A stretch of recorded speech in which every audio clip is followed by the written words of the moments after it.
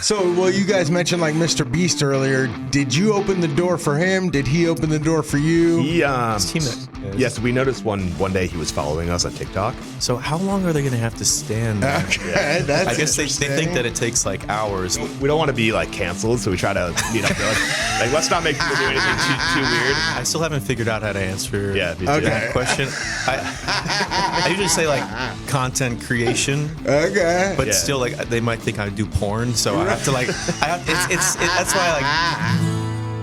No, I don't know what the best way to like. Yeah, I say YouTube actually. I'll say like, I'll write YouTube. I'll say I work in social media, and if they ask me more, I'll explain more about it. I should do that. Yeah, I've said multiple things. It is a kind of interesting career to be involved with. Describe your channel to everybody if they're new to this and they don't know what it is. So we do social media comedy videos where we propose a challenge to the public via a sign taped to my chest. First person to agree to let us come to work with you for a day gets $1,000. Let's see who does it. And we don't talk, we don't acknowledge questions, and we kind of just stand there with sunglasses until somebody completes the challenge, and then they get money. We promise $1,000. Here you go. Thank you. Okay, now we were watching like the Maddie and Tay and the Ernest, Parker McCollum, Tyler Hubbard. I know you guys are looking to get into working with Peyton Manning, Luke Bryan, Keith Urban. When you collaborate with these celebrities and these artists, how much of it is your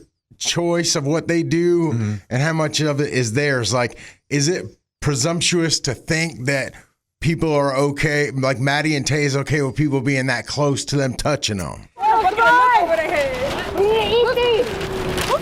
Yeah, I mean, it's something we think about. At the end of the day, if we get in contact with someone, I assume that they know of or at least have an idea of what we do. But we try to be very accommodating. We understand that some people might not like to be that close to 100 people and, you know, all running up to you. That's understandable. Sometimes we don't like it. Right. We try and, I guess, tailor the challenge based off of their comfort zone and whatnot. But for the most part, everyone we've worked with so far has been super cool and kind of just down for whatever. So for other people that are trying to like book celebrities like this and trying to get where you guys are, like how do you recommend doing stuff like that?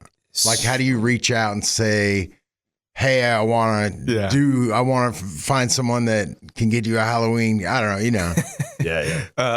So we have a publicist. Okay. So they have helped us tremendously in this outreach. But I will say, I mean, like it doesn't hurt to send a DM. It doesn't hurt to go out and network, especially in a city like Nashville. Like you're going to meet someone in a restaurant who knows someone who knows someone. So like, if you don't have a publicist, I think that there's still a chance to get a hold of someone. You know, just show that what your work is value and can bring value to them, and then try your best to reach out. I mean, send a DM on Instagram. Maybe it'll work out. How much money have y'all given away? Have you kept a tally? Honestly, we would have to go back and look at our bank statements. I think we set up like a document or an Excel spreadsheet to fill in and like kind of calculate that, but we just never finished it. So, I mean, geez, the prizes go from $100 to what's the most? We get enough $5,000 before, but that was a special with Mr. Beast one time. But if you had to guess, what would you say? How many years have we been doing this? At least 50. That sounds not unreasonable. 50,000. Don't quote us on that. We'll figure it out. We'll get back to you know later. Yeah. Your first video, let's see, or like 3 years ago, you did first person to bring us a professor gets $50. Yes. And so times are good now. You guys have moved on from $50. Yeah. Well, it was even less than that. It used to be $1. Yeah. Oh, what was it for $1? It was just take the dollar. That was our first sign video ever. I don't know how we came up with it, but we stood outside on Elon's campus and the sign said take the dollar, and we wanted to see who would take it. Yeah. And from there we decided, let's do take the balloon, and then clap 5 times for $5. For $5. Yeah, do 5 push-ups, get $5. Yeah. We were broke college students, so it's all we could afford at the time. But how aware are you that you can get people to do the craziest stuff for? I mean, $1,000 is a lot of money. We're becoming more aware, but it's with great power comes great responsibility. And I think people also want to be in the TikTok now. So even if the prize was smaller, I think they still would do a lot just to be on camera. So how do you know like where the limit is? Because it's really your guys' business. You guys, there's no boss. So who's saying like, no, man, because like there's stuff, all kinds of stuff out there. People are rubbing doo-doo on their face, like, man. Yeah, I mean, so yeah, we don't want to be like canceled, so we try to meet up. Like let's not make people do anything too weird. Cancel or like we know like we have kids that watch our stuff, so like nothing inappropriate. Yeah, we try to make it fun for like the largest range of ages that we can, and there is like probably some really like gross and maybe dirty stuff we could do that would reach a different audience, but like we're trying to just kind of be as welcoming to all demographics as possible. Yeah, we're also trying to see what our limit is in terms of what we can do. For example, we did a video where we said first MLB team to comment on this video agreeing to let us come on the field. We're like, are they going to actually let us do that? Yeah. And they did. We're like, what's the next level up from there? Okay, so what's our limit there? Let me bridge a couple questions off that. Yep. When that happened, do like what's the logistics? Do the Pirates pay for your flights, your accommodations, your food, just for that $1,000 donate? For them, we paid for everything. Okay. They accommodated us, got to let us go on the field, and basically let us have a lot of freedom in terms of the video. We also did something with the Utah Jazz. I think they paid for our flights for that. The sports teams have been really cool that we've worked with. We've also worked with some NFL teams, but I will say like this year and last year, these major league sports teams are trying to do more with social media people. So I think that's another thing that maybe if you're up and coming in social media, you underestimate how not easy, but how not as difficult as you might think it is to get a hold of some of these teams and do a collab with. Now, again, with that comes a little bit of power. Where does that end? Like, how do you not do like first supermodel to come hang out with us all day? Write that one down, man. That's a good one. You know, like know what I'm saying?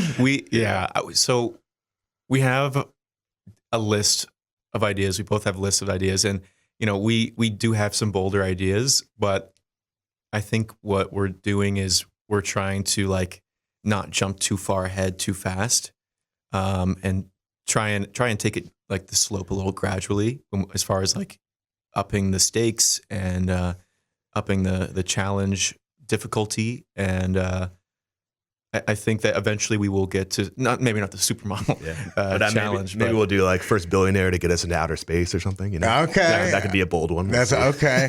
So, well, you guys mentioned like MrBeast earlier. Did you open the door for him? Did he open the door for you? Yes, we noticed one day he was following us on TikTok, and we weren't following him at the time because we just forgot to. So we followed back, and then 2 hours later, his team reached out to us and said, "Hey, we should film a video sometime."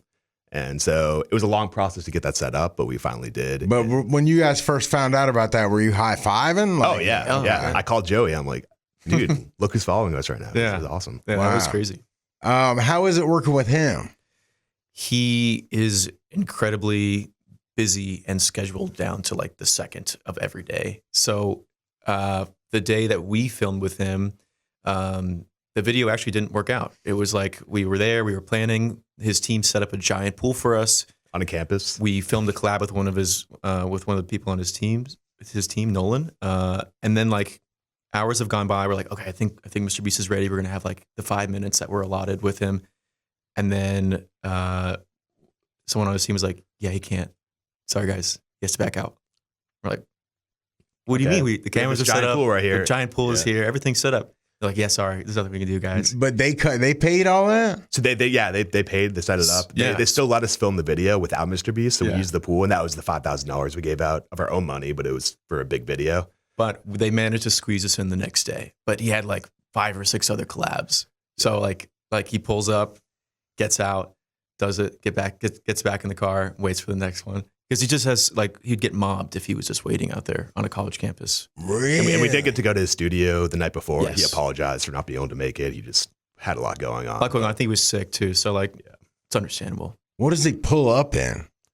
I think Tesla. Tesla, yeah. After you got a class, is that cool? Have you ever had a college campus get pissed that you were there? Should we mention it?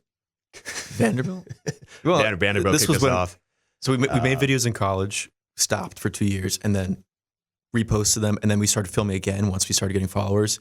So we probably only had like 100K on the followers. Yeah. So like we weren't as established. Obviously, that's a lot of followers, but we weren't as established as we are now.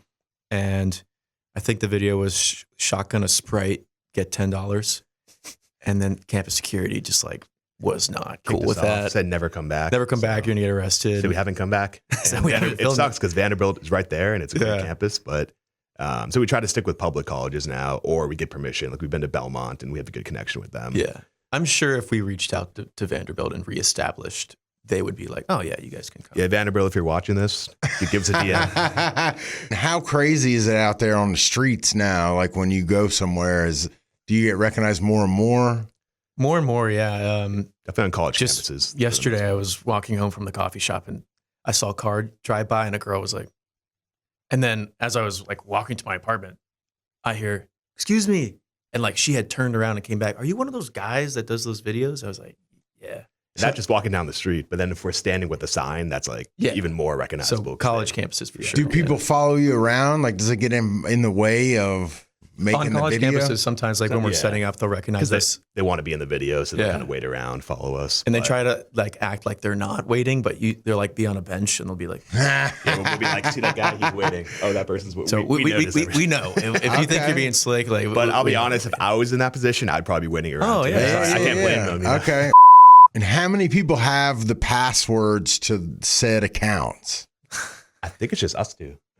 Yeah, I think it's just us. Yeah.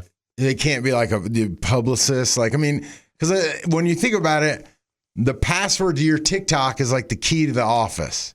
Yes. Yeah. So if anyone gets that, you guys are done. Yeah. Essentially. I think maybe I think we just trust each other and no one else. Yeah. I mean, we're cool with posting everything, so we don't really see a need for our managers or our publicists to have the passwords. So yeah.